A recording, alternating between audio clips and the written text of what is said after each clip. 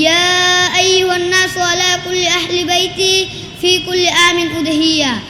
হে লোক সকল, তোমরা জেনে রাখো যে প্রত্যেক সামর্থ্যবান পরিবারের উপর প্রত্যেক বছরই কুরবানি কর্তব্য, আর যে পরিবারের উপর সামর্থ্য নেই তাদের উপর কুরবানি কর্তব্য নয়।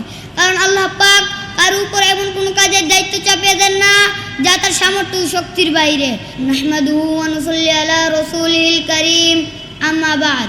জাবালে নূর তাহফিজুল কুরআন মাদ্রাসার উদ্যোগে আয়োজিত সাপ্তাহিক অনুষ্ঠানের সম্মানিত সভাপতি মুহতারাম উলামায়ে কেরাম এবং আমার প্রাণপ্রিয় ছাত্র ভাইরা, আসসালামু আলাইকুম।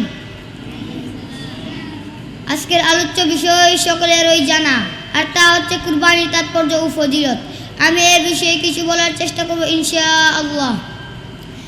উপস্থিতি, কুরবানি শব্দটি কুরবানি থেকে এসেছে। এর অর্থ নিকটবর্তী হওয়া। কুরবানি বলতে এমন ইবাদতকে বোঝানো হয় যার দ্বারা আল্লাহর সন্তুষ্টি এবং নৈকট্য অর্জন করা যায়। কুরবানির প্রচলন হযরত আদম আলাইহিস সালামের জমানা থেকেই চলে আসছে। পবিত্র কুরআনে হাবিল কাবিলের ঘটনা প্রসঙ্গে ইরশাদ হয়েছে, ওয়াতলু আলাইহিম নাবা বানি আদম বিল হক ইয করবা কুরবানান ফাতুকবিলা মিন আহাদিহিমা ওয়া লাম ইউতাকাব্বাল মিনাল আখর। যখন তার উভয়ে কুরবানি করেছে তখন একজনের কুরবানি আল্লাহর দরবারে কবুল হলো আর অপরজনের কুরবানি কবুল হলো না। সূরা মাইদা 26 নম্বর আয়াত। হযরত নবী করিম সাল্লাল্লাহু আলাইহি ওয়াসাল্লামকে লক্ষ্য করে আল্লাহ তাআলা ইরশাদ করেছেন, ইন্না আ'তাইনাকাল কাউসার ফাসাল্লি লিরাব্বিকা ওয়ানহার।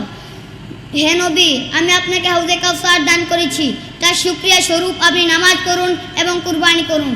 কুরবানি সম্পর্কে বিশিষ্ট সাহাবী হযরত মিকদাদ ইবনে সালিম রাদিয়াল্লাহু আনহু বলেন, আমি রাসূল করিম সাল্লাল্লাহু আলাইহি ওয়াসাল্লামকে আরাফার ময়দানে দাঁড়িয়ে সমবেত লোকদেরকে সম্বোধন করে একথা বলতে শুনেছি, ইয়া আইয়ুহান নাসু আলা কুল্লি আহলি বাইতি ফি কুল্লি আমিন উদহিয়া।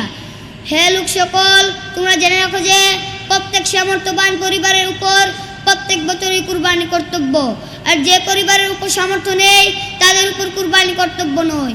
কারণ আল্লাহ পাক কারো উপর এমন কোনো কাজের দায়িত্ব চাপিয়ে দেন না যা তার সামর্থ্য ও শক্তির বাইরে। উল্লিখিত কুরআন ও হাদিস দ্বারা প্রমাণিত হয় যে কুরবানি করা সবচেয়ে বড় সওয়াবের কাজ। সুতরাং যে ব্যক্তি সামর্থ্য থাকা সত্ত্বেও কুরবানি করে না তাদের চেয়ে বড় হতভাগা আর কেউ নেই। নবীজি সাল্লাল্লাহু আলাইহি ওয়াসাল্লাম ইরশাদ করেন, মান ওয়াজাদা সাআতান ওয়া লাম ইউদহি ফালা ইয়াকরুবান্না মুসাল্লানা। যে ব্যক্তি সামর্থ্য থাকা সত্ত্বেও কুরবানি করলো না সে যেন আমাদের ঈদগাহের কাছেও না আসে। প্রিয় উপস্থিতি, এবার আলোচনা করা যাক কুরবানির ফজিলত সম্পর্কে। হযরত যায়েদ ইবনে আকরাম রাদিয়াল্লাহু আনহু বর্ণনা করেন যে একদা সাহাবায়ে কেরাম জিজ্ঞেস করলেন, ইয়া রাসূলুল্লাহ, কুরবানির তাৎপর্য কি? নবী রাসূল সাল্লাল্লাহু আলাইহি সাল্লাম বললেন, সুন্নাত আবিকুম ইব্রাহিম। এটা তোমাদের ধর্মীয় পিতা হযরত ইব্রাহিম আলাইহিস সালামের সুন্নত। সাহাবায়ে কেরাম আবার আরজ করলেন যে এতে আমাদের জন্য কি সওয়াব রয়েছে?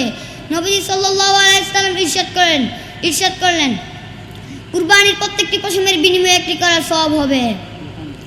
হযরত নবী করিম সাল্লাল্লাহু আলাইহি সাল্লাম আরও ইরশাদ করেন, কুরবানির দিন আল্লাহর নিকট বনি আদমের পশু জবাই অপেক্ষা অন্য কোনো আমল বেশি পছন্দনীয় নয়। কিয়ামতের দিন কুরবানিকৃত প্রাণী তার লোম, খুর ও শিং উপস্থিত হবে।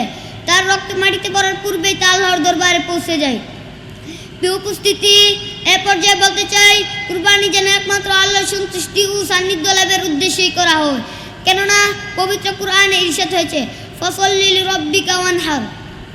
তুমি তোমার পালনকর্তার উদ্দেশ্যে নামাজ পড়ো এবং কুরবানি করো। এমনিভাবে মহান আল্লাহ পাকের পরিপূর্ণ আনুগত্য প্রদর্শন তাকওয়া ও পরহেজগারি হচ্ছে কুরবানির মূল লক্ষ্য ও উদ্দেশ্য।